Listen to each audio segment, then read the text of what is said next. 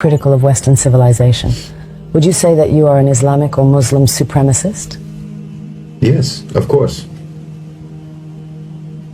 Of course. Muslim supremacist, of course. Islamic supremacist, of course. And there's nothing wrong with that. There's not a thing wrong with that. You're a Western supremacist. You believe in the supremacy of your values. You believe in the supremacy of your belief system. You believe in the supremacy of your belief system so much that you want the whole world to follow it. You try to force the entire world to follow your belief system because you believe it's so right. You came up with the, Universal Declaration of Human Rights. You took it upon yourself to decide what are the human rights for the entire human race. Well, all right, but I mean, That's supremacist. You believe that you have the authority, you have the right to decide what are the rights of human beings everywhere in the world forever. And your belief in your right to do that has been brutally manifest all around the world for centuries. Not for years, not for decades, for centuries. But the difference is that in Islam, to believe in the supremacy of Islam includes, one of the things that we believe in is that we don't have the right to compel you to follow our beliefs. But you don't have that.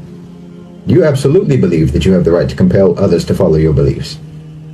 And the entire 20th century, and forget that, the 19th century, and as long as anyone can remember, is testimony to the fact that you believe that you have every right in the world to force all of the people in the world to follow your belief system. That you have the right to impose that on people. And people all over the world, in Africa, in Latin America, in Asia, in the Middle East, everywhere in the world can testify. You absolutely believe that you have the right to compel people through force, through invasion, through occupation, through colonialism, through imperialism, through extremely coercive economic policies. But Muslims, we don't believe that we have the right to impose that. We believe lakum dinukum waliya din. To you your way, to us our way. To you your deen, to you your belief system, your way of life, your lifestyle, your approach to the world, and to us ours. That's part of our belief. So our supremacist nature about Islam includes the fact that we don't have a right to compel you to follow our way. We believe that our belief is superior. And we believe that anyone who follows that belief is following a superior belief system. And of course I fully believe that following Islam is the best way for any human being to live their life. And the perfect set of laws, the perfect set of ethics, the perfect set of morals for any individual to follow and for any state to follow. Being a Muslim supremacist isn't racial. Muslim isn't a race, it's not an ethnicity, it's a belief. And we absolutely believe in the perfection and superiority of what we believe in. We have absolute conviction about that, absolute commitment to that, certainty about that, yaqeen about that. But do you have that about yours? Do you have that conviction about yours? You're very busy trying to impose it all around the world, but when times get tough for you, your so-called enlightenment values go out the window, don't they? I mean, when there's too many diverse opinions in your society, then you start creating bureaus and departments in the government for combating so-called disinformation. Freedom of the press is out the window. When times get tough, you ban protests. You arrest people for protesting. Freedom of assembly out the window. When your belief system becomes difficult to maintain, difficult to preserve, you throw it under the bus without hesitation. But that's not the case with Muslims. Muslims throughout imperialism, throughout colonialism, throughout the Crusades, throughout poverty, throughout war, throughout invasion, throughout occupation, have maintained their belief. Even without the Khilafah, even without the Islamic State, and even without the Islamic Empire, Muslim societies are still strong and committed to Islam. We're still committed to our belief system. Nothing can change that. Maybe we have failed states, but we don't have failed societies. We don't have failed cultures. Our governments may fall, but our people remain the same. Our people remain committed to the same values, to the same morals, to the same moral laws, regardless of whether there's a government over them to enforce that. But that's not the case with you.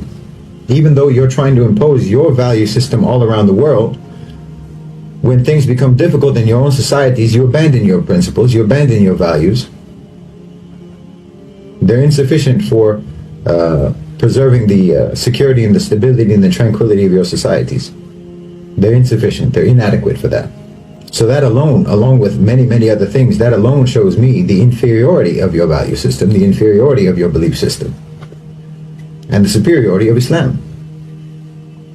And your belief system, your enlightenment values, are extremely selectively applied in your society throughout your history. They apply to some people and not others. It's like in George Orwell's Animal Farm.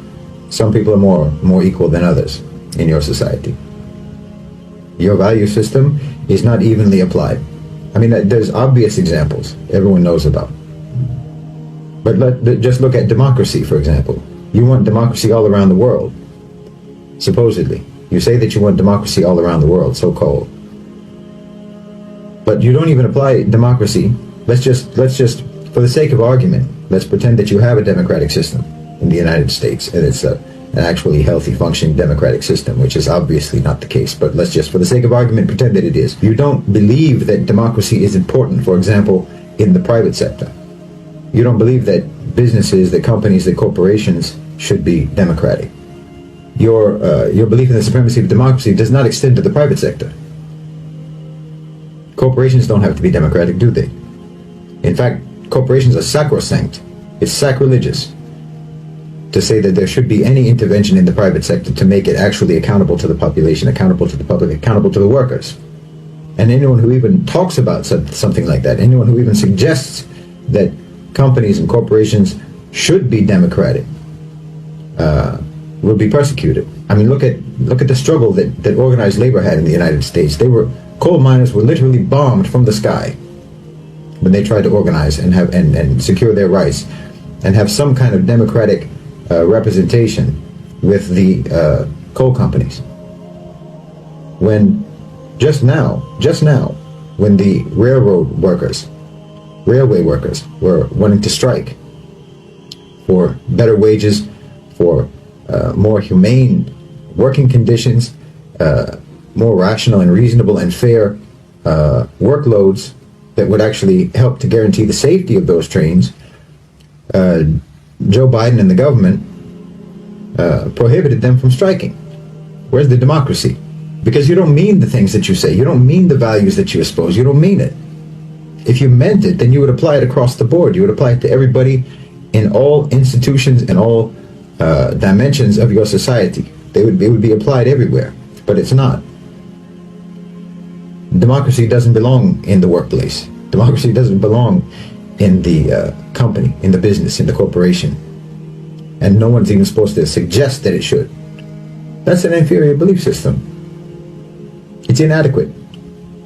It's inadequate for building a civilization, for building a cohesive society. Because look, the only group identity, the only sort of group identity that makes any sense at all, it's not racial, it's not ethnic, it's not nationalistic, not even based on language or shared culture or shared heritage. None of that makes any sense as a shared group identity. The only thing that makes sense is shared belief system. That's the only thing that makes sense as a group identity from which you can build cohesion and camaraderie and brotherhood and solidarity between people. Only belief system. You can have a certain skin color and have nothing whatsoever in common with other people who have that skin color. You can have the same language and certainly have nothing in common whatsoever with someone who speaks the same language. You can, I'm German Irish. What do I have to do with all of the other people in the world who are German Irish? Just because we're German Irish? We have nothing in common. And yet I have more in common with a Muslim from Mali, with a Muslim from Indonesia, with a Muslim from Morocco, with a Muslim from China, from Chechnya. I have more in common with them immediately, instantly, effortlessly. We have the same frame of reference. We have the same moral code. We have the same belief. We admire the same people. Our heroes are the same heroes. Our role model is the same role model. I have more in common with them than I have with someone whose belief system is different from mine, but who looks like me, or who speaks my language, or who comes from my country. That doesn't create solidarity, and there's no reason why it should.